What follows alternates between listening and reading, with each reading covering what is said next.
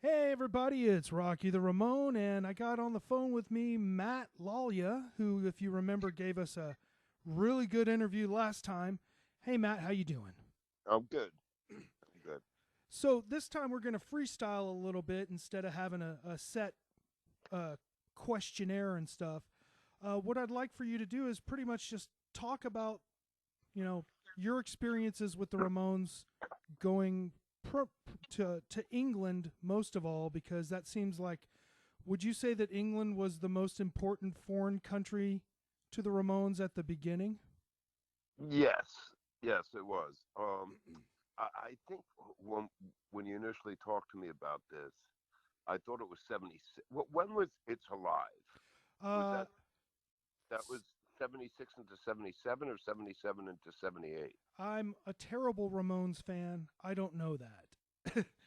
I Well, know it was released in '79. okay, so it must have been 77 into 78, Okay, I would right? agree, because New Year's. I would think it was the Roundhouse. Was the Roundhouse the one on New Year's Eve, or was that the first one? No, the Roundhouse or Dingwalls or whatever was the first time, and that was not with me. Okay, I went the next time with, and that was the New Year's Eve show okay. at the Rainbow Theater, which is where that was recorded. It's Alive. We did 2 nights there. So let's go back to when you find out you're going over to England. What's the Well, it was what? just What? start from that. They're like, "Hey, Matt, we're going to England." Yes, it was. We did the summer tour. It was me and Big Matt, our first tour. It started in the summer, which started in Chicago and then on to Toronto and blah, blah, blah, out to LA. Then eventually we came back to New York and we were told we were going to England. And obviously, me and Matt were very pumped up just to go to England, and the Ramones aspect of it, I don't think we really grasped. For me and Matt, it was like a childhood dream. Now we're going to England. And we got there, and remember, I'm 19 years old. I had been there before, years before, with my wife and her parents on this vacation. Matt had never been there, Big Matt, and it was a little. I'm not going to say intimidating, scary, exciting, but me and Matt were not like intimidated people. We kind of jumped into things. Um, so we got there, and we all of a sudden we were hooked up with the English crew, which was Sound and Lights, and we were thrown into a small van, and we were driving almost to the border of Scotland and through the night with these 5 or 6 guys that we had never met before. Um, I remember being cold in the van, and these guys had never, they worked for the sound company and the light company. They were not, they were just hired hands, to whatever bands hired them to do a tour. I remember the monitor guy, the sound guy. Monty was doing sound at that time, front of house sound, and the guy that came with the sound company, the lead guy, he ended up doing monitors because they needed somebody to do monitors, and he had just come off a Genesis tour with Peter Gabriel. Yes. Uh, um, the light, I don't remember what some of the other guys' tours. They were in shock though by hearing the Ramones for the first time. You know what I mean? These were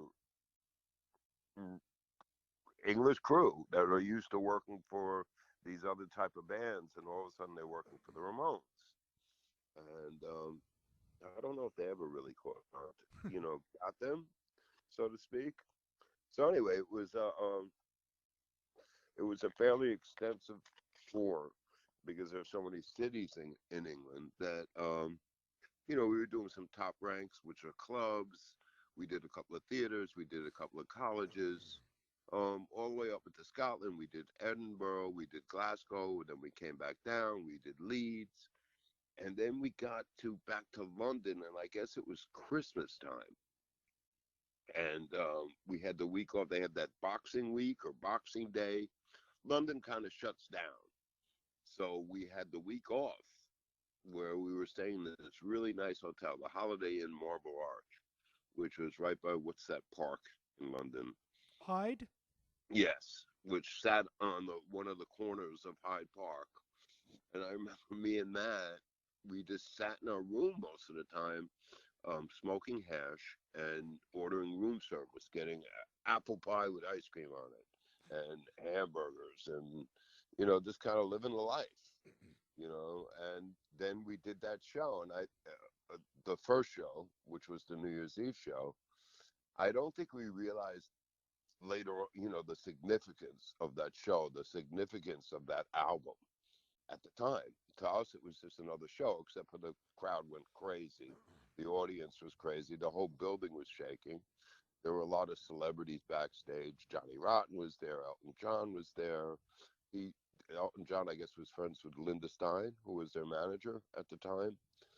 And it was exciting for us being 19 years old and being in that kind of situation. Like I said, I don't think we realized the significance of that album till years later, right? That's considered one of the best live albums made. Well, let's put a pause on that. Yes. Let's go back to when they tell you that you're going to England, since you were, hands-on guy with the equipment. What kind of, did you have to rent equipment over there? Or did you? Everything is rented except for the drum hardware. Everything else is rented. Remember, everything over there, they've used a different power than we do. So we brought no electronics. Good thing that's the home of the Marshall amp, huh? Yeah. They, I believe we got the company that actually we rented that stuff from was owned by the Who. And I think the sound company was owned by the Who too. That was, kind of what those bands did. They had their own sound gear, and then they had another set of sound gear that they rented out as ways to make money. But yeah, the only thing we brought was the drum hardware, meaning the cymbals, the snare. The rest of the drums were all rented there too. Which is crazy because the pictures of that It's Alive album, it looks like the exact same white Rogers kit. I'm sure Tommy specified that. I don't remember to the time. That was not my job anyway. That was Monty. Well, Johnny's brought his guitars, obviously. Right. Did Dee Dee bring his bass? Yes. The guitars and basses are brought, the drum hardware, and that's it. The backdrop? What did he do with the backdrop? I guess he brought the backdrop too. Yeah, it's in the pictures. Yeah, the backdrop must have been folded in the drum hardware case. Yeah, he brought the backdrop too. I read the Motley Crue book, and Tommy Lee is like, every drummer in the world is the drug runner for the band because that's where you put all your drugs in the drum cases. That is totally correct. And Dee Dee's switchblades. Yeah, that's when it wasn't if you consider marijuana drug. Yeah, you know what I'm saying. Yeah. But that's what we would do. We would all. I actually got into a couple of arguments with Dee Dee, a couple of places that we went, because everyone, myself, John Markovich, the sound man, we would take like an ounce or a half ounce and shove it up into the cymbal stands, and then it would get shipped by rocket cargo. And when we got there, we'd go to the venue because it would be sitting there at the venue waiting for us for our first show, whatever country it was in, and we'd have to slam the stuff on the floor to get the stuff out. And we get all our pot out, and I'd give Dee Dee his, and I'd take mine, and John Markovich would take his, and Dee Dee would smoke his within 24 hours and then start hounding us for ours. Got into a few arguments with him, with Dee Dee. You shouldn't smoke so fast. This conserve, but whatever. What was the plane ride like? That's exciting. That goes back a long time. Do you remember any difficulties at all? No, none at all. Okay, so you touch down, you're there.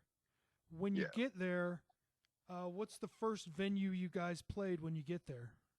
I just looked it up. I believe it was Carlisle, England.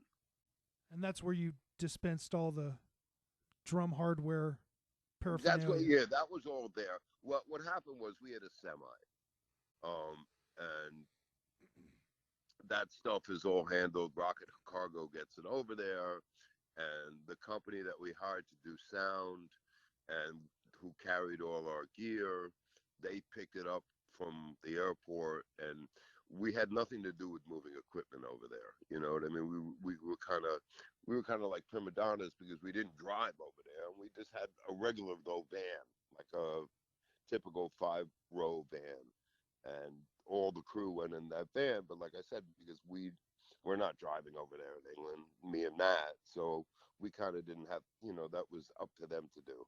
And I think the monitor guy, the head guy, who was an older fella, a hippie guy, he did all the driving for all of us. I mean, the drives there aren't like driving in this country, 500-600 mile drives. They're only 100 miles, 75 miles from city to city. So he would do all the driving. He was kind of like the crew boss. He was the older guy too, so everyone looked at him as the crew boss. You know, we didn't see the band very much. It wasn't like being here in the States where we all traveled together and that. Over there, it was more driving.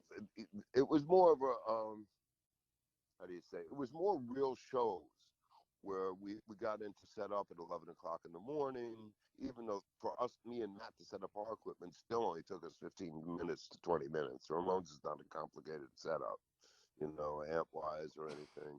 So, but they had a lot of rigging to do with lights and sound. And of course, in the beginning of the tour, you got to iron out things like, I think the sound guys had to get used to the volume that the Ramones played on stage because that interferes with the monitors and whether Joey can hear. I think there are pictures of these, like almost like a Marshall stack Joey was using for monitors. Yeah, those were PA speakers that they were using for monitors. Right. And That always. additional tweeters that had been wired into the PA speakers. You can see little boxes of tweeters added to the PA speakers. Yeah, that was see Johnny, as you know, Johnny's personality. Um, he didn't care that you could get the well, maybe you couldn't get the sound. There was a certain sound that Johnny got by having his Marshalls the way they were, almost like it was like a harmonic type thing. From the way he played the chords and the speed and the volume, that maybe if he turned it down a bit on stage, which would have made it easier on Joey, but maybe it wouldn't have sounded the same. You know what I mean? The word is saturation. Yeah, When you overdrive an amp setup like that, that's yeah. the secret, and that's why you can't duplicate it without blowing everybody's head off. Right. I remember for a while, the Marshall stacks on Dee Dee's side. He would use both cabinets on Dee Dee's side, and Dee Dee couldn't hear because of that top Marshall cabinet blasting right into his ears. So eventually he went down to just one cabinet aside, and the bottom cabinets. You know what I mean? I'm assuming that if those people worked with the Who, they No, understood large volume. I don't know if they worked with the Who. I think the Who owned the PA system. Understood. Like I said, the sound guy, and I believe his name was Mick, and he was like a hippie with one of those train hats with flowers on it and long hair. And I remember distinctly that he had just come off a Genesis tour with Peter Gabriel. So you're not going to get that kind of sound with Genesis. Mike Rutherford, is that his name? The guitar player. Yeah, they're not like No. it's apples and oranges. Agreed. But yeah, you can describe that to somebody, but they don't know. It's kind of like talking to somebody, describing how it feels to get punched in the face. You don't Yeah. know it. You don't know it until it hits you, and you're like, Jesus. Hey, you know what? I would say most of those guys didn't get it, and they never got it. There was one guy that did a lighting guide. His name is Lee Dixon, and I actually am friends with him still to this day, on Facebook anyway. But we spoke a couple of times. He's Scottish, total Scot from I believe he was from Glasgow, and he also was, your typical English roadie working for those old school bands. He actually went on to be Eric Clapton's guitar tech for years. So Eric Clapton is whatever he is now, retired. Um, and he became very good friends with Artie on that tour because he was a lighting guy. And Artie gave him the Gabba Gabba Hey sign from that show, the New Year's Eve show. And Cool. he still has it. And he has very fond memories of the whole tour. He was blown away. He's someone with an open mind. You know what I mean? That he accepted the Ramones for what they were and just enjoyed them for what they were. Whereas some of those other guys were a little bit, what the hell is this? You know what I mean? Well, here's just an assumption because I've never been to England, especially in the 70s. I would also think that America's venues are a tad bit larger just No, because. we were doing bigger places there than here, for Okay. sure, for sure. Those top ranked clubs, which is like a chain of clubs, they must hold 1,500 to 2,000. Um, Here in the States, depending on what city we're in, we could be doing clubs of 500 or 300 or 200, especially back then. You know what I mean? We were still doing the whiskey back then in LA. And it was only in New York where they would do like the Palladium, which I think is only 1,500 or 1,600.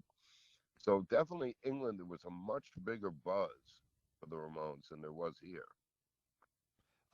You said that the hotel you were staying in was nice.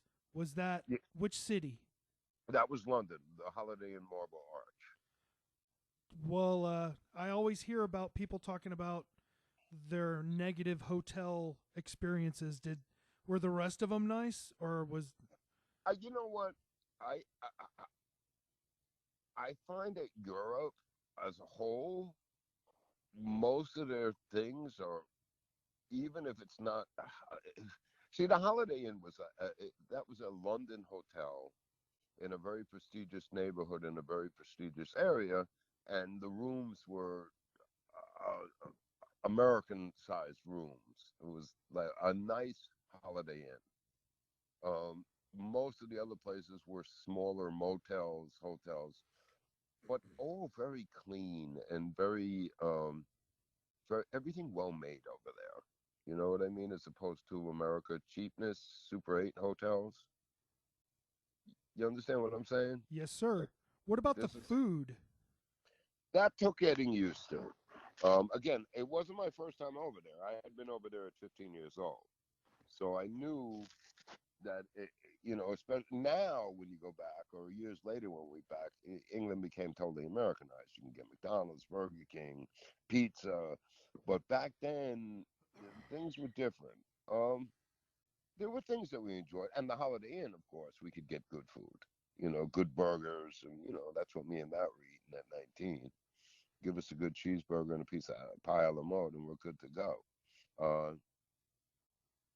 some of the other places, yeah, I'm not going to say the food was bad. It was different. Some of the English crew turned us on to different things because we were with them 24/7. And they turned us on to local things. They got sausages and fish and chips and stuff like that. So all in all, it was okay. Look, we were smoking hash. We were happy. Yeah, that's one of the things that I want to do is I want to eat real fish and chips at like Brighton Beach or something. Yeah, that you know, it was. I remember they wrapped it in like newspaper. They weren't containers. You know what I mean? Like our McDonald's containers. You got it like in a thing in newspaper, In and a cone. yeah, like a cone, and with the vinegar and all that. It was good. I'm not going to come. I think uh, I think we were happy to come home when we came home, just because of the familiarity of being home. But we were fine. You know, you're doing a trip like that. How can you complain? So that was the second time that they went over? Yes. So obviously that means that they had a chance to make an impact the first time and they got like a return. So people already knew about them, but there was new people. So Yeah, I think the first time is the time that they met Joe Strummer and all those who later became the Clash, and all those bands first saw them and they were influenced by them. And like you were saying, the Roundhouse and all those, when you go to England or like Los Angeles, you'll tend to play London and then go do a tour around the country and then come back and play London again. So, and I think the whole punk thing and what was going on in England at the time, they were kind of blown up over there. But then what happened is the Clash and the Pistols and all those other bands got big, and the Ramones kind of, I'm not going to say faded, but they weren't as unique because they had their own punk bands at this point. You uh, know, speaking of that, did you uh, experience any of the, because there was more of a backlash towards punk in England than in America. Did you notice that, like the environment being more hostile towards punk music over there than in no, America? no. You mean when it first started, or you mean after a couple of The years? first time you got there, because No, that's when everything's starting to blow up and the Sex. I think what you were trying to say is like the hype of the Sex Pistols kind of overshadowed the Ramones because the Ramones were just a musical band, whereas Sex Pistols were more of a gimmick band. that's what I feel. I'm not gonna say the Pistols are overrated. I'm just, Overhyped. I look that the album. It's a great album, great sounding album, but there's only one album. That's all there is, right? Correct. If, unless you're gonna count Great Rock and Roll Swindle, which is a more of a I don't know. It's not really an album. It's more of a, Soundtrack. yeah. I mean, it's okay. Actually, that song, Great Rock and Roll Swindle, I like that song too. But I find with a lot of just to change for a minute, I go back to a lot of the bands back then, and they haven't aged well for me. I can't listen to them. Like the Dictators, the Dead Boys. I'm just like, ugh. I'll play like 3 seconds of it, and I'm like, I can't listen to this. The Ramones I can listen to, but the other bands of that era. All right, so to go back to what you're saying, Well, no, I think that after New Year's Eve, okay, which was a wildly successful show and became a wildly successful album. Um, I think that's when the backlash started, but we didn't go back as frequently then. They would, the goal is to make it in America, not to make it over there. You know what I mean? yes. And they kept on pounding the pavement in the States to no avail, really. Um, but that's what we were doing. Um, just pounding the pavements here. They're doing end of the century. Well, I guess then we did Road to Ruin, right? Tommy left. Mark came in. That was going to be the big record with Sedated, and so we went back. Where did we play? Hammersmith Odeon the next time we went, which I believe is bigger than the Rainbow. No backlash. I think that the kids weren't as excited over there as they had been for the Rainbow show. You know what I mean? Like, Yes. and then England changes so fast that kind of like punk was out, right? They got into that new wave stuff, Bow Wow Wow, and they kind of the Clash broke up, the Pistols broke up, and they were on to something new. I gotcha. So the Ramones didn't suffer any backlash, if any. But I'm sure I could, if you look, there were articles in England about the Ramones after the Rainbow, after the New Year's Eve show, where they kind of said boring, same old thing with the Ramones. You know Well, what I mean? the British press is known for being utter assholes, and it's Yeah, just they're dicks because they know it sells newspapers. So right, I don't right, trust anything that the British press says from each time period because right. they're just trying to be dicks to sell, sell papers. You know, I remember another thing, funny thing with that tour, that maybe it was the next tour. Um, Johnny, Johnny always had like friends that he was he would get very close to, and actually, you know that guy I saw that on one post on Facebook, Rick Wyman. Yes, sir. Well, he's the guy that took my when I left. I handed the reins to him, and that's what Rick Wyman was. Rick Wyman became very friendly with Johnny, and whether Johnny used was friendly with these people so he didn't have to hang with the band. You know what I mean? Like these guys would kind of come and stay for a bunch of shows, follow us around, and Johnny would spend a lot of time with them. Legitimately, they became friendly, and like I said, maybe it was a way not to be with the band, with the rest of the band members, because you know how well they got along. Um, there was a guy there that Johnny told me and Matt asked us, but it was more like he's my boss. He said, "Can he sleep on the floor in your room?" And we said, "Sure." And his name was Adrian, and it turned out his name is Adrian Wright. He ended up in Human League, Okay. and he slept on the floor in me and Matt's room for quite a few shows. He had the jacket just like Johnny, the haircut just like Johnny, and that's just a little thing I remembered. Adrian, because Human League got pretty big, right? They got big for a little bit. And that's that English music, right? Not Well, punk. the Human League started out more as kind of like not as pop oriented. Right, They were more experimental. I don't want to say experimental, but more rough, kind of like that Gary Newman stuff at the right, beginning. It's what's that dystopian kind of those Brits, man. They get dark and really dystopian because of their government. So right, right. Human League was originally one of those bands that was dystopian. But they were a pop band, weren't they? They were a pop band when the record company got a hold of them. Right, The early Human League stuff is dark dystopian shit. right. I think the Human League is from one of those dystopian novels, Yeah, yeah, yeah, probably J.G. Ballard or something like that. yeah.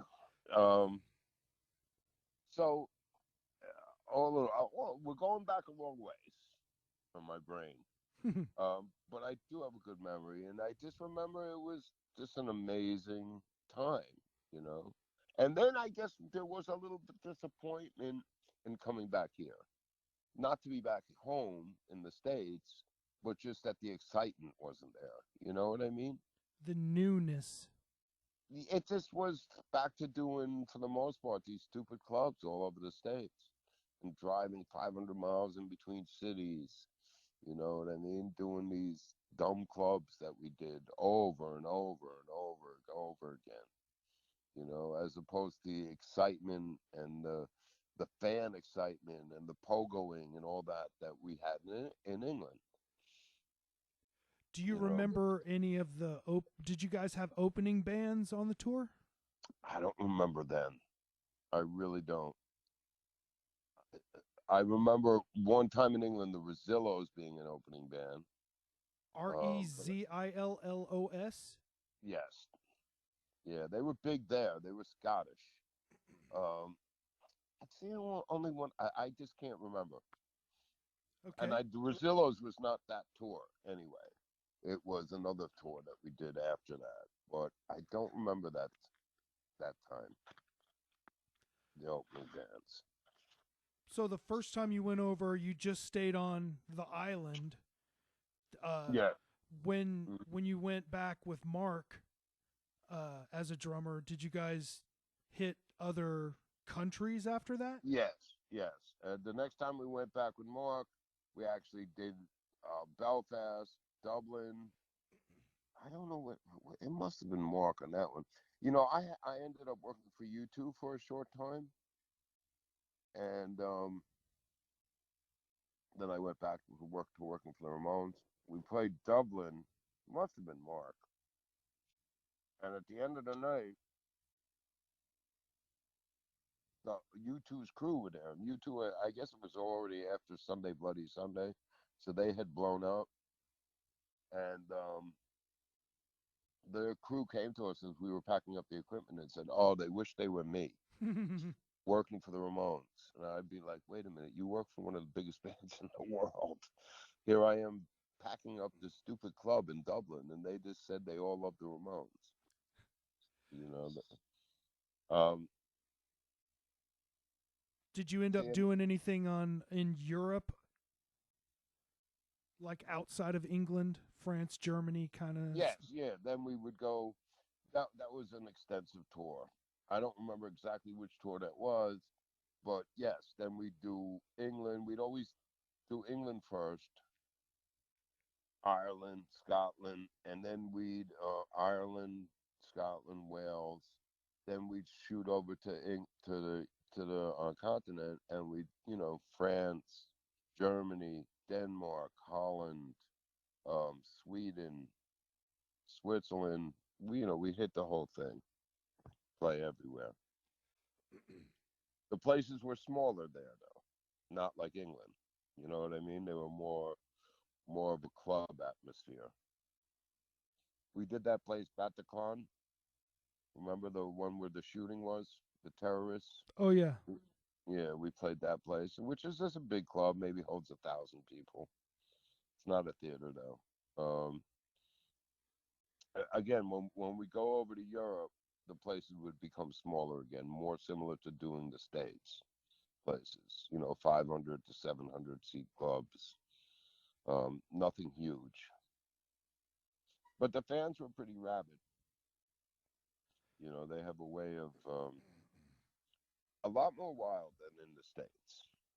And that was, like I said, the good thing about coming back to the States was we were home. Food was familiar, everything that's familiar.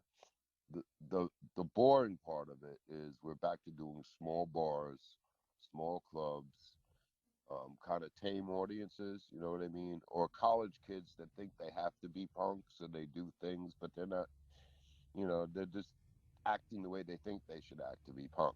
Yeah, posers. Yeah, unless you were in Los Angeles, San Francisco, Chicago, or New York or Boston, but anywhere outside of those places, it was always very bizarre. Um, so do you have any specific memories about that New Year's Eve show that got recorded for It's Alive? Um, no, I think even though I was still kind of a rookie, um, I kind of was good at what I did, and it was to me, it was just another show. I think the band was probably more nervous than I was, because they were so young then in terms of their career. Johnny wanted everything to be right, but nothing went wrong. You know what I mean? As far as my job aspect went, guitar tunings and stuff like that, and amplifiers. Um, whether it's 5,000, 10,000, or 500, you just do the same thing every night. You know what I mean? If something's gonna go wrong, it's gonna go wrong. Was But there a just point in the I guess you could call them early days, 70s, early 80s is still early days for the Ramones. Did you ever see a point to where they didn't rent equipment and they brought all their own equipment across? no, no, never, never. No matter where we went, South America, Europe, Japan, Australia, um, never. That's just not something you do. It's too expensive. And they were not a band that had money like that. You know what I mean? I do. I don't know. I don't know what the big guys do. You know, I would assume they don't, but maybe they do. No, it was Cool. all. it was always the same thing. Rocket cargo out of Long Island, picking up our stuff, and renting Marshalls, renting cabinets, renting drum kits. It was always the same thing. It was more the crew stuff. Like I said, there wasn't a lot of time spent with the band over there for some reason. Not like here, where we're all traveling together and, we have time off in motels and that. There it was kind of a little, you see, it's all about money and how much it costs to be there. They had to get working visas for me and whoever I was working with at the time, and Markovich, and time is money, and so we tended to do a lot more shows in a row with little days off because of the expense of being there. Like I said, there was a lot of time spent with the crews. Uh, um, we almost got arrested, the crew, for mutiny on the ferry boat going between Ireland and England. Oh, please tell me that story. Well, little did we know that, Southern Ireland and England are two different countries, right? Northern Ireland is attached to Great Britain, but not Southern Ireland. So there was duty free on the ferry. So a couple of the English crew guys, one of them being from Newcastle, could hardly understand anything he said with that Geordie accent. Well, we all proceeded to buy a bunch of booze, and he must have drank a quart of vodka and got smashed drunk on this daytime ferry going over. And somehow we were in the dining room eating, and we got into a fight with this old man. And, all the boat people came, and they had to separate us and put us in our rooms, and they said they were going to charge us with mutiny. And Monty had to meet us at the ferry boat to kind of talk him out of doing it because we were all going to be arrested. Do you know what instigated it? Yeah, we had a guy with us. This was not that time. This was another time. One of the PA guys was a big guy, and he was Cockney, and he happened to be Jewish, and he also had a wooden leg. Oh, that's another thing. He had a fake leg, and he always carried a spare leg in an anvil case. So in the truck, there was always be a spare leg, and he got into a fight with this old man in the cafeteria on the ferry, and I think the guy said, somehow it was like, what did you say about Jews? And the guy said, I didn't say anything about Jews. I said, what did you choose? And a brawl broke out. And, we were like a gang. If you fight with one of us, you fight with all of us. That's how the fight started. Yeah, that's something that I've reading a lot of books and listening to documentaries and stuff. Like Kiss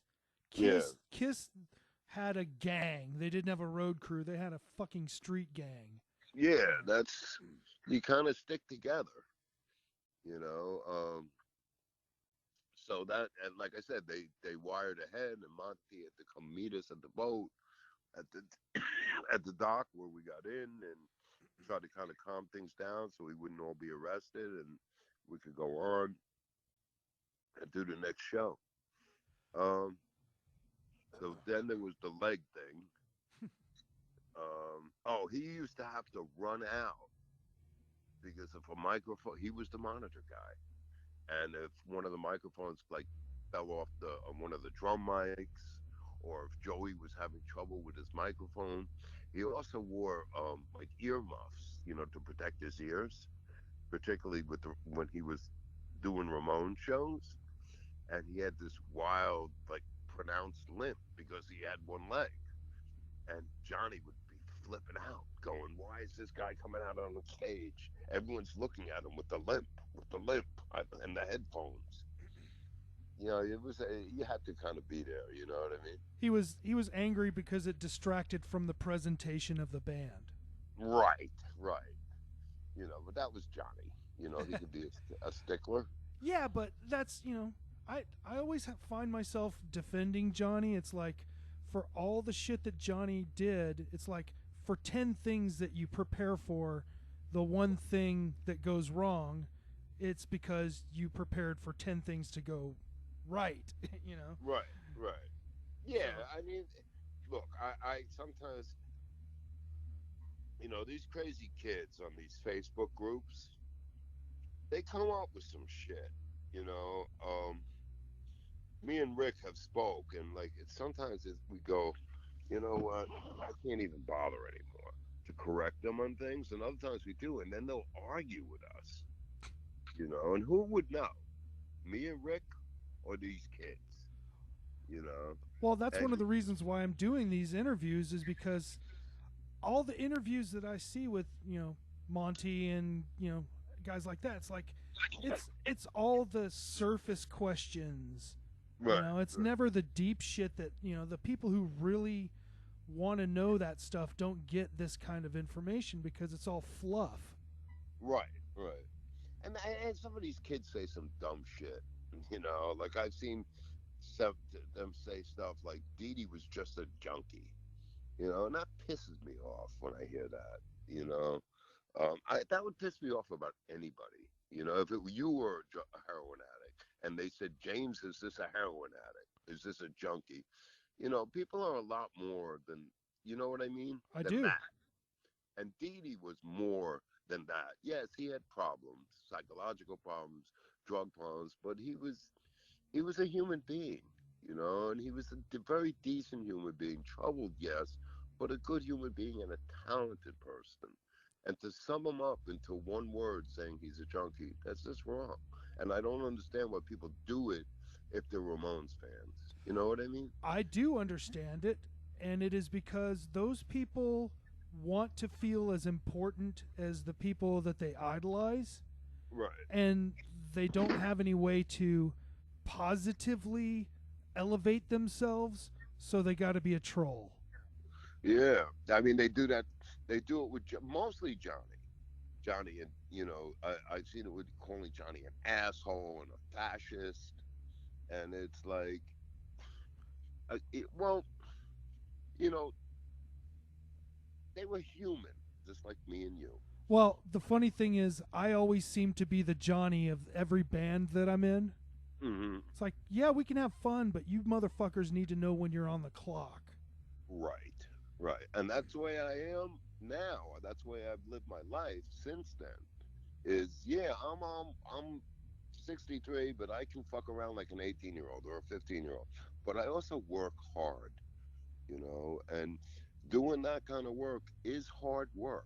It's not easy work. A lot of people think they would want to do it, but when it really came down to it, they couldn't cut it because back then it was show after show after show after show. There was no tired. There was no getting sick. There was no calling out. You just did it. You just went on and you just did it. And that's the way I live my life now, and I have for many years. No sick days, no call outs, just, and those are the things that Johnny instilled in us, and we were just soldiers. That's what you did. Um, So, yeah. so how long did you?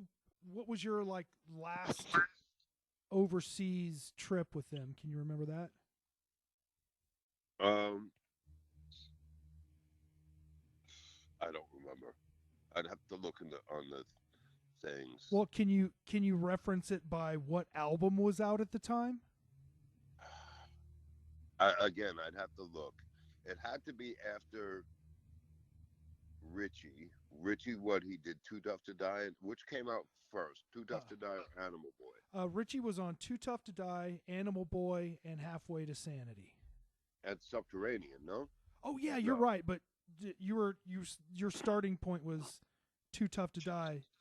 Um, but yeah, that's Subterranean, Too Tough to Die, Animal Boy, Halfway to Sanity. I didn't. I kind of left a little while after Mark came back. Okay, Mark came back for Brain Drain. Yeah, so I guess I didn't do any touring for Brain Drain. Okay, so your last ones were in the late 80s, maybe 87, 88 area, right? Right, right. Kind of like I remember we were doing festivals. We started doing it. That's what started burning me out. They didn't want to go there anymore, but they couldn't turn down the money for the festivals.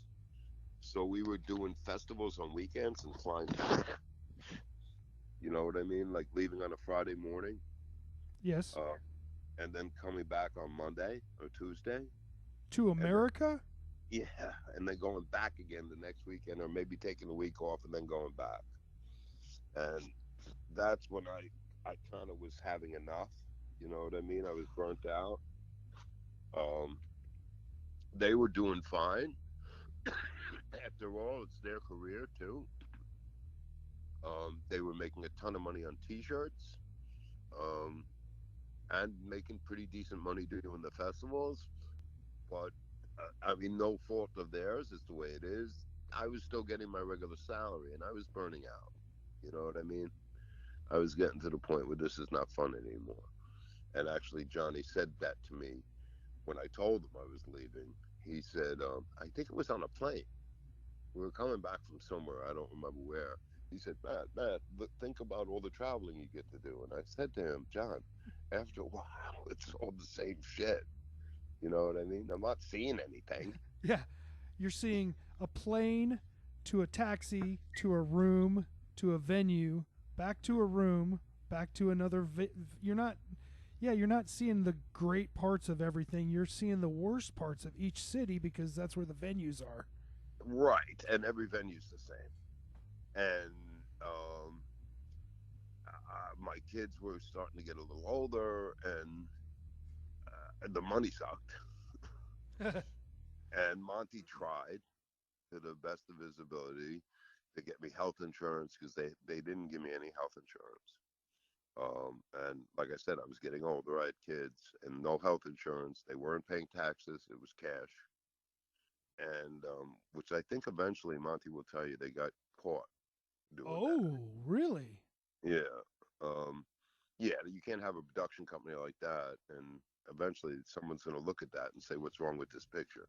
Uh, but I'll let Monty tell you what happened with that. Um, and I tried to get Monty tried his hardest. You know, he wasn't a good advocate for me because remember, if I leave, besides John, it's hard on Monty. Not that I'm indispensable, but you'd rather keep me, right? If you keep me, it's kind of easier on both of them Yeah. because John doesn't have to worry. I mean, let's put it this way: when Rick got the job, I believe that John made him wait a few shows before he was confident in Rick. You know that writer George Tabb? Yes, sir. I think George Tabb did it immediately after I left, and he couldn't. He's not a roadie.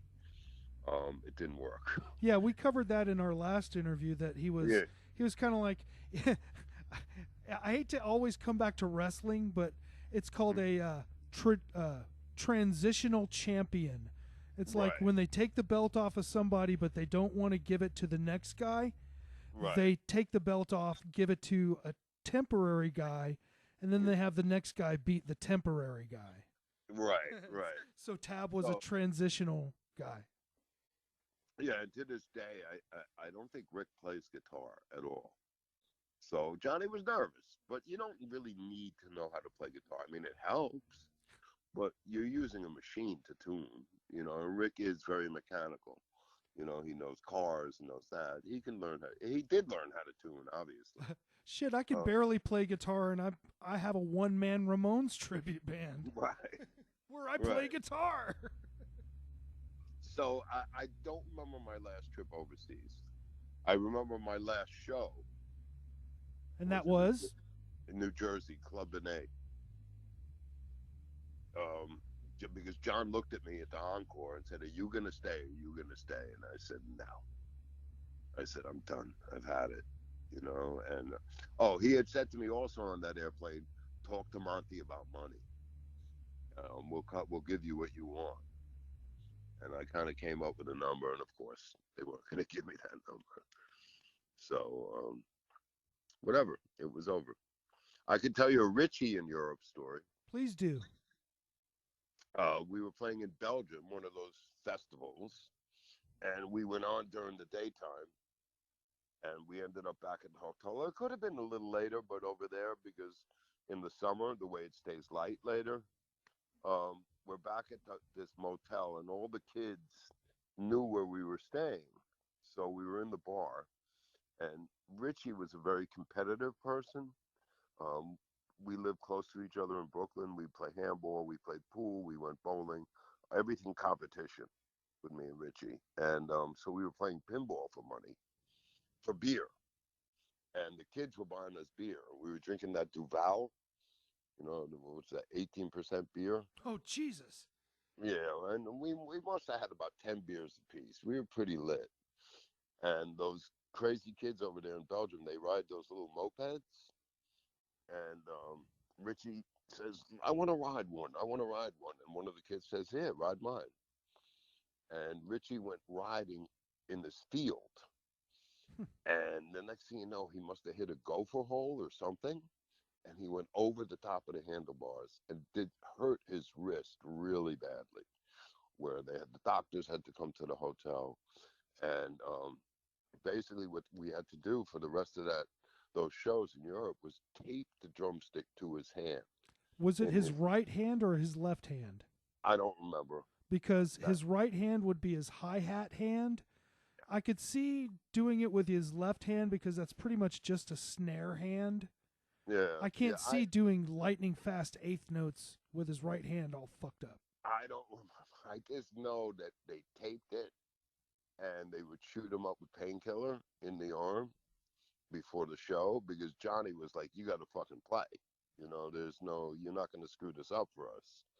And during the show, I'd be, me and Richie were more friendly than, we were like equals, with the band. Yes. And I would just look at him and tease him the hell, laughing at him with his hand, because he was wincing and this in desperate pain. But he's a trooper, Richie. You liked Richie? Do you mean like him as a Ramone or as a person? As a Ramone. I like every Ramone equally. Yeah. I mean, obviously there's the original four, and then Marky and everything, but we had this discussion last time. Oh, did we? Yeah, No, that's okay. Richie, you said it too. Richie saved the band. Yeah. And people don't give him that kind of a, his due. Like you were saying, people talking shit that don't know what they're talking about. Right. They talk about Richie, and they think he was a transitional guy, but he was there a lot longer than people remember. Yeah, I mean, Rick happens to be a Richie hater because he feels Richie bailed on him. Yeah, well, at the same time, it's kind of like business. Yeah. It's like, do you want to be a Ramone or do you want to be a professional musician? Right. He didn't want to be a Ramone. He wanted to be a professional musician, and he only got the Ramone deal. Right. No, So, I have respect for people that do that, and a lot of times it doesn't work out when you make those decisions. I'm sure that Johnny was very pleasant with him in those dealings. So I'm sure that it has nothing to do with resentment about the way he was treated. No. I'm being facetious, of course. No, he was treated. I think Johnny and him, they have a lot of common things. They got along, except for Johnny, and when it came to the business. That's what I was referring to. Right. I didn't necessarily mean that they were like hazing him or nothing. It's just more like when Richie's standing up for himself and saying, I want some more of that scratch, I'm sure Johnny was not like, well, I really understand, and that's a very valid point and all that shit. Johnny probably just said, fuck no. No. Johnny was, well, that's like with me in the money, too. Yeah. He loved you as much as you didn't ask for money. So yeah, thank you very much, and I appreciate you giving me all that information. And of course, can I give you another call and interview about some other stuff later on? Sure, anytime. Well, I really appreciate you, and Thanks everybody for tuning in, and I'll talk to you soon. I'm Rocky the Ramone. Hey guys, it's Rocky the Ramone, and on the phone with me I've got the amazing Monte A. Melnick, who is the one and only road manager for the Ramones. Thank you again, Monty, for your time. I appreciate you. Yeah, actually, I work my way up to tour manager. Oh, I thought, okay. Road manager, tour manager, what? I always get that wrong. So this subject is going to be when the Ramones go overseas or out of the country.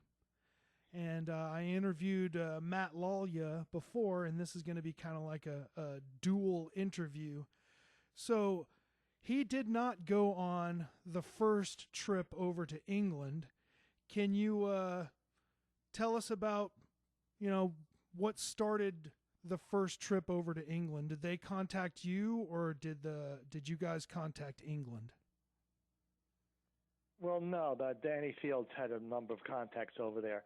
The first time they went, they played 2 days during the July 4th weekend. Actually, they couldn't afford to take me on those 2 days. After that, they set up a tour in England, 1977, with the Talking Heads. So we did a whole bunch of dates with the Talking Heads, 1977. And that was done through, we had professional booking agents and tour and the management company set that up. So I guess since you said the Talking Heads, we can start with that quote. And I'm not saying it exactly, obviously, but the Talking Heads were talking about how they were excited to go overseas and see all this culture. And the Ramones were like, where's the nearest McDonald's? Yeah, basically Johnny didn't like going overseas in the beginning there because it was rough. And like in England, with the jet lag, you get over there and then you finish the gig, say 11, 12 o'clock, and you get back to your hotel room and there's no TV, there was no convenience stores at that time, talking about 77. So I didn't mind, I liked the whole experience, and the other guys didn't complain too much. It was basically Johnny didn't like it. He was just used to his American comforts, Wow, I'm surprised to hear that you didn't go over with them on the first tour. It was only 2 dates. It was on 4th of July. Mm-hmm. Dingwalls and Roundhouse. That was it. They couldn't afford to take me for those 2 dates. Otherwise, after that, I was on every single other tour from then on, So I'm guessing that second trip over there, that's the one where they recorded the New Year's Eve show? No, that was later on. Okay. After the Talking Heads tour, which was in April 77 to May, June. And then we went back to England. It was up till June something or other, with the Talking Heads. April, May, June in Europe. And we played all over the place. We played, Germany and Copenhagen and England and et cetera. So, a lot of English dates. Then we went back in December. That's when Matt was with us. In December, we played like 2 weeks, and then at the end of December we played that big show in the Rainbow Theater, New Year's Eve show. That was the one that was filmed, and that was a terrific show. So this one showed Matt was talking about the dates in England and stuff like that. Well, I was asking him about this, so can you kind of describe the process of getting equipment over from America to England? He said that you guys rented all the amps. Yeah, but that's because basically, it's very expensive shipping stuff. I mean, we're under a huge band with a lot of money, so I mean, you can rent stuff over there fairly easily, It is. And all the different voltage and stuff like that. I mean, some of the amps here in the United States have dual voltage, but shipping stuff over is very expensive. So we try to ship stuff over a minimum amount of stuff, drums and the basses and the guitars. It is the home of the Marshall amp, so there you go. Yeah, so it was easy to rent from, we started usually in England, the company, then get the Marshalls and Ampegs were over there easily to get that, so that was no problem. So you brought the drums over, because I do notice Yeah, the drum.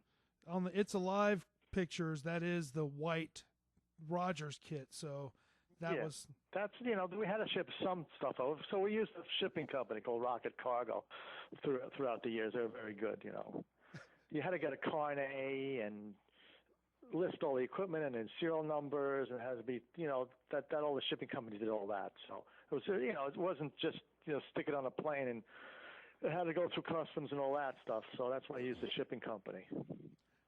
Matt also was talking about the contraband that they put inside of the drum hardware. Yeah, I wasn't happy about that. I told them, that's, in the early years, nobody really was watching any of that stuff, basically. But if we could have gotten caught, and it would have been big trouble. I told them not to do it, but they didn't listen to me. Yeah, that's some dangerous shit. They don't take that stuff lightly.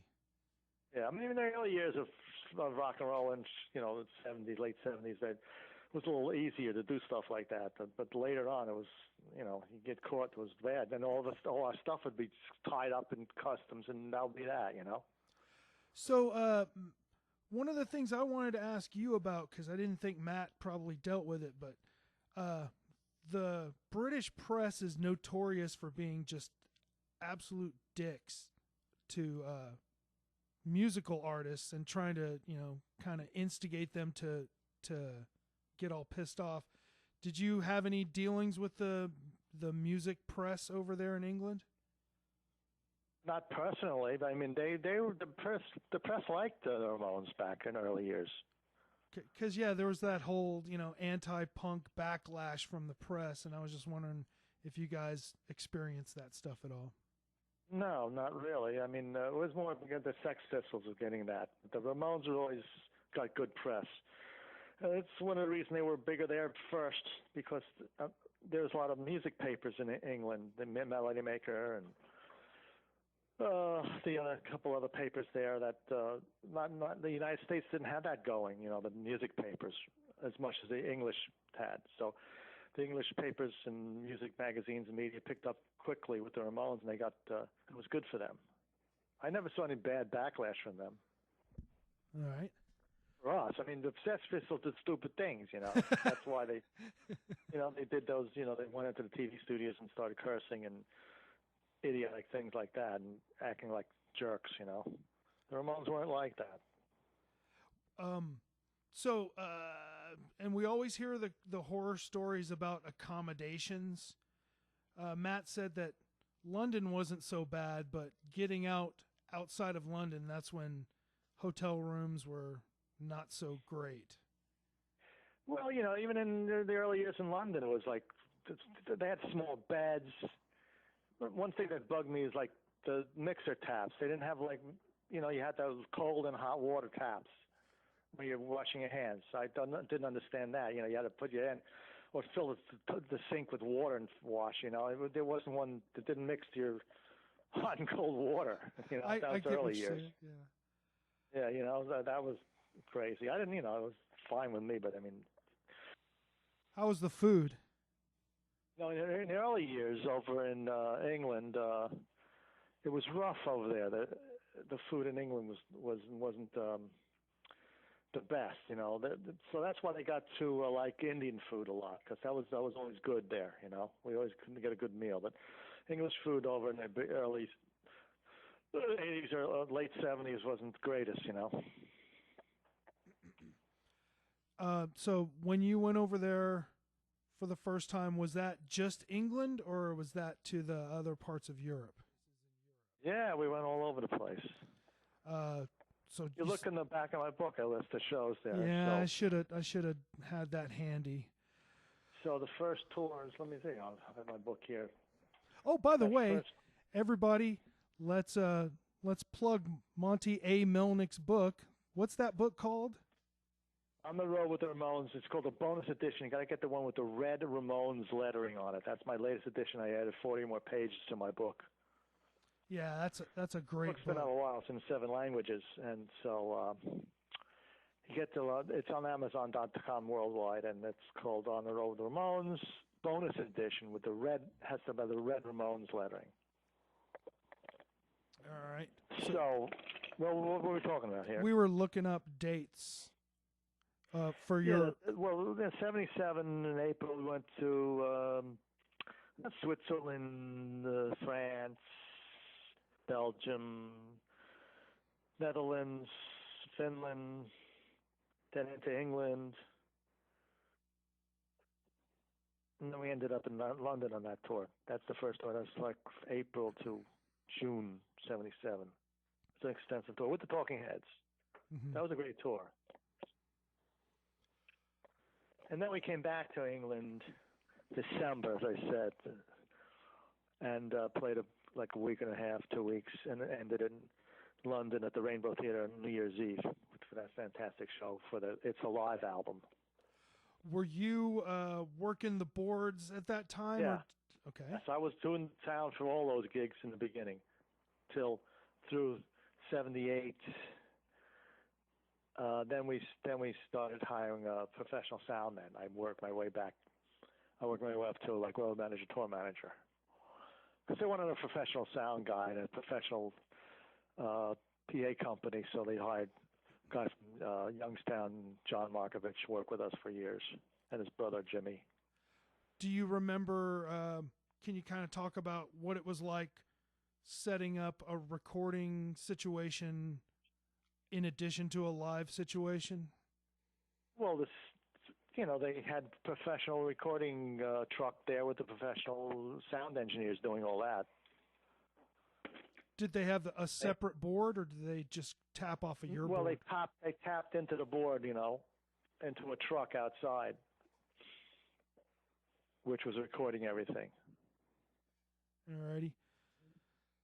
But I was on the board for that show. That It's a Live show. I was doing PA for them for like a year and a half. So, Johnny, there's the story that CJ says where Johnny crushed part of his dreams by telling him that It's Alive wasn't completely live. Did they do overdubs on It's Alive, or was Johnny just screwing with CJ? They fooled around on it. The engineers and stuff did. So they spiced it up a bit. Yeah. So would you say it was like 90%? Yeah, I don't know what they did exactly, because I wasn't involved in the recordings. I was just the live guy. You should talk to Ed Stasium. He might know better. Would you say that name? Ed Stasium. Oh, Ed Stasium. Okay. Yeah. That'd be nice to talk to him. Yeah. So, out of all that first European tour, what do you think was the easiest region for you to navigate? Like, just in general, what was the least drama? No, I mean, there was no least or more drama, less drama. It was just a steady slog. When you go overseas, it's kind of like you're in an army. You got to plan. You got to get all your equipment together before and make sure you have all, the sticks and guitar strings and cables and the smaller stuff, not the amps and stuff you get over there, but all of the little details you need to make sure you're stocked up on. And it's kind of like going over an army going overseas. You got to make sure you got enough equipment or backup equipment to make sure the things go straight. I mean, even when you rent stuff over there, you have to have backup amps and stuff like that, and tubes for tube amps and stuff like that. Make sure things go in case something blows out. So it's like you got to pre-plan it in advance. It's like an army going overseas, I guess maybe I should rephrase it like, was there a country or region that had a lot more regulations and hoops that you had to jump through, or was it all? No, pretty much... they all had their own little things you had to put up with. Also back then you had to get visas for the band or some of the countries. So before that, you go to the embassies here in New York with all the passports, and they stamp visas. I think France you had to get in with a visa at the time. Now it's easier. And also in England, you had to have work papers. That was the thing, you have to get that in advance. So you got to make sure that the promoter got the proper work papers into you, and then And then you had to have them when you got into the country to make sure. It's kind of like bands coming to the United States. They have to have work permits and stuff like that too.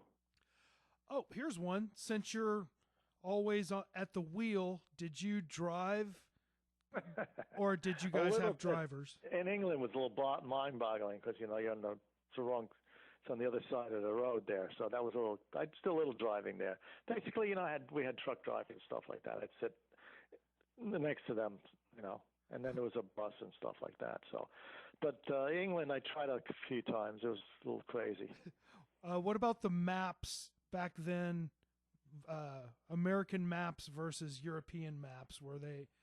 How was that? Really, I didn't have to worry about the maps because there was always somebody from the tour promoters and the booking agents each country had their own little tour people that would come along and handle things like that. So it was very nice. I didn't have to worry about routing and stuff like that. It was free routed and stuff by each promoter in the different countries, So Matt, in the United States, I had to do all that myself. Yeah. Over there were each particular country had I was working with a manager from the particular country that took care of everything. It was good because then he'd take us to restaurants and he'd translate the menus and stuff like that, So I guess the one person we always have to talk about was how was Dee Dee's behavior when he was over there, because it seems like all of Matt's stories about that era were all surrounded about Dee Dee, and he said that when they got over there, Dee Dee smoked up all of his weed right away, and then he had to go looking for more weed. Oh, one of the things Dee Dee would always say to me is, Monty, make sure when you get there, the promoter has a spot for me when we get off the plane and blah, blah, blah, like that. He had to have his spot. Oh, yes. And then if he ran out, it was easy to find over there, basically, Especially like Netherlands, that was all legal, Yeah. They loved playing. There was a place called the Paradiso that upstairs there was a hash bar there, so Dee Dee loved playing that place, So, I'm guessing, because that whole thing of like Sid Vicious being totally obsessed with Dee Dee, so it was. Sid came up to the England shows, I'm guessing, or yeah, I brought him backstage a couple of times. What was dealing with him like? It was like a huge fawning fan. Like, he loved the band, and he modeled himself after Dee Dee. If you look at him, Yeah. The way he held his bass and plays his bass, and it was just all Dee Dee, It's very heavily influenced by Dee Dee. And so he's bringing him backstage. It was like if he was a huge fan, and he liked it. Okay, well, let's talk about the Richie almost breaks his wrist on a moped story. Do you remember that story? Yeah, almost. He hurt himself badly. Yeah, actually, it was. I'm not sure how Matt told it, but it was back. It was a field that was backstage we were playing a festival, and there was some mopeds and stuff back there, and he took off on one of them, fell down, then hurt his hand pretty bad. They took him to the hospital, brought him back, bandaged him up, and he had to play. We had to do the show. He's they're getting painkillers, but luckily it was the end of the tour, so thank goodness, so we can get him back and recover. Otherwise, it was painful. He hurt himself pretty badly, He said they had to tape the stick to his hand. Yeah. It was hard. It was rough, I'll tell you. Thank goodness, as I said, it was the end of the tour, so he did the show, thank goodness, and we got him back, So let's kind of shift attention from Europe. Matt said that he went to the early South American tours but didn't go to the later ones. How was South America different from Europe? Wow. They were huge in South America right from the beginning. It's insane. The fans down there are amazing. Talk about fanatics. I mean, the reason that they went down there early on, before like a lot of bands played down there, and they got a lot of radio play, and the promoters pushed them a lot, and the kids kind of understood what the Ramones were talking about. They related to them, you know. Yes. So it was easy. They picked up a huge following down there. So it was crazy. We didn't know what was going on in the beginning. They kicked us out of a couple of hotels because the kids were like banging on the windows and hanging out overnight, singing and chanting. And I'm sure you saw the Marquis Raw video where we're driving. I didn't know what was going on. I had 4 security guards there for that, by the way. And John said, "Nice job, Monty. Nice job." There was 4 freaking security guards I had there. The problem was it was a small street, right? So you couldn't get out. The kids were there, right? There's hundreds and hundreds of kids right out there. I tried to send the security guys in to get them out of the way, but it's impossible. So we pulled out into the road, and then somebody blocked our way. So we were stuck, you know. What were I gonna do? I didn't even expect all these nutty fans. They're gonna like mob the van like that, you know. It must have been terrifying. I mean, everybody's. Oh, it was scary there. You know, they were banging on the van and rocking it. I mean, they were friendly, but it was like scary, friendly, but scary. Yeah, we never experienced anything like that before. I mean, we got kicked out of hotels because the kids were hanging out and banging and breaking windows. We had to find a hotel with a fence around it, you know. And even then, they were overnight. The kids were chanting and yelling, so they didn't like us. The hotels over there. Yeah, and it was amazing. And when we got to the airport, we were like one of the few bands that they had to take out to the back of the airport. We couldn't get out to the front of the airport, you know. It was us and like the president of Argentina. They took out the back of the airport, and to get back into the airport, they took us through the back, you know. Yeah, and people then driving think in the roads, kids would follow us in cars, and it was crazy. Yeah, you'd think that it's like people want to think, oh man, it must be so cool having all these people really, you know, super excited about seeing you, but it gets pretty terrifying. Yeah, I mean, yeah, you know, we couldn't go to restaurants. We had to find restaurants. There's nobody there, and clear out the restaurant. And they couldn't walk around. I could basically go out of the hotel and walk around. They didn't bother me really. But you know, it's Johnny and the rest of the guys. Well, you know, they like to go out and look around a little, but it was impossible. You had to have security or clear out areas. That's the price they paid. I don't think they realized once they got to I guess South America was one of the biggest places they got idolized like that. You know, and it was scary for them at times. I didn't mind it. But they got a feeling what it was like to be a huge mega band, you know? So with South America, because, you know, you got those giant stadium-sized gigs, how much equipment did you take to South America versus renting? Same thing. We took the amps where we got down there, and Marshalls and Ampex, you can get any major country, you know?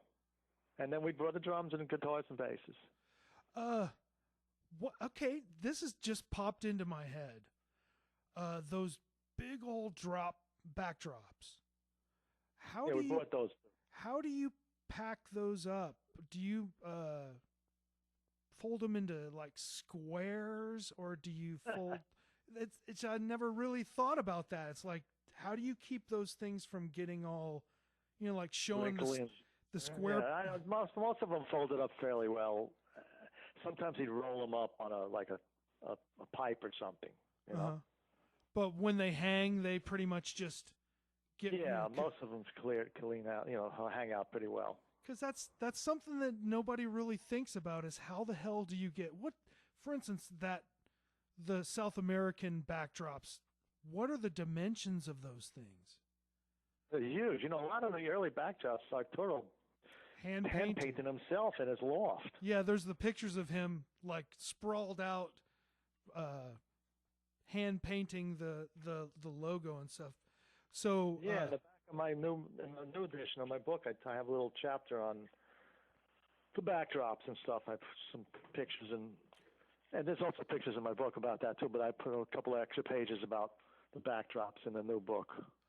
So the South American, them big old giant ones, what were the dimensions of those? Like how many feet? 40 feet by 20 feet, something like that. It's huge, you know. And I'm guessing like those weren't hand painted, were they? The early ones were hand painted. Later on, he got a company to do some of them. You know, there was like 4 or 5 different backdrops over the years. With the columns and all that stuff. That was a really nice. And also we carry a small backdrop with just the name, the Ramones on it for clubs, without any logo on it. Because the big backdrops are hard to hang in small clubs. So the smaller clubs, we just have just the logo, not just the name, Ramones. Yeah, like, those are the ones that you see in the live videos from the 80s where you guys are playing in America, and it's like you're playing such a small club you can barely fit the name Ramones in the back. Right. So we had different backdrops at different situations. But the early years, the first couple of ones, so I hand painted those things. Amazing. Did an amazing job. Miss him. He was a great guy. Where did those end up? Oh, I don't know. Over the years, he sold a few, and I think one of Linda might have one. Huh.